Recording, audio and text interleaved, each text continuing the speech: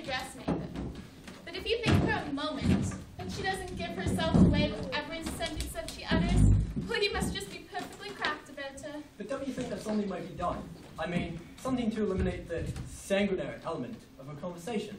Well, not as long as she's in Henry's hands. Do you mean to say that my English isn't proper? Well, no, dearest. It would be quite proper, say, on a canal barge. But it wouldn't be proper for her at a garden party. I must say. Come now, Henry. I have no such language as yours since we used to review the volunteers in Hyde Park 20 years ago. I suppose you don't always speak to the bishop. Colonel Pickering, would you tell me the exact state of things on Wimpole Street? Well, I have come to live there with Henry, and we work out my Indian dialects, and we think it quite convenient Quite that... so. I know all about that. It's an excellent arrangement, but where does the girl live? With us, of course. Where should she live? But on what terms? Is she a housekeeper? Well, if not, what is she? I think I know what you mean, Well, Mrs. Higgins. Dash me if I do. I've had to work this girl for months to get it to a present pitch.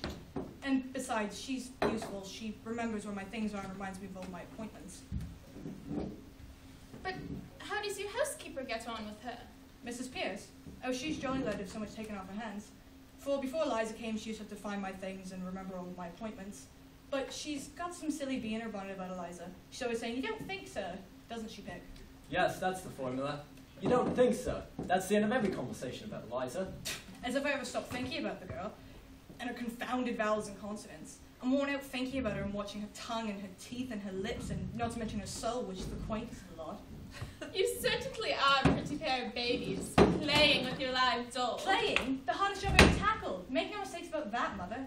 But you have no idea how frightfully interesting it is to take a normal human being and change her into a quite different human being just by creating a new speech for her. It's filling up the deepest gulf that separates class from class and soul from soul. I assure you, Mrs. Higgins, we take Eliza very seriously. Every day almost, there are dozens of new changes. Why, we keep records at every stage. Dozens of gramophone discs and photographs. Yes, Boy George, the most absorbing experiment we ever tackled. Eliza regularly fills up our lives, doesn't she? We're always talking Eliza. Teaching Eliza. Dressing Eliza. Inventing new Elizas. Sorry, shouting, nobody can get the words in edgeways. Be quiet, Henry. Colonel Pickering, don't you realize that when Eliza walked into Wimpole Street, something walked in with her? Positive. But Henry seemed to care of that. It would have been more to the point if her mother had. But as her mother hadn't, something else did. But what? A problem. Oh, I see. The problem is how to pass her off as a lady. I'll solve that problem. I've half solved it already.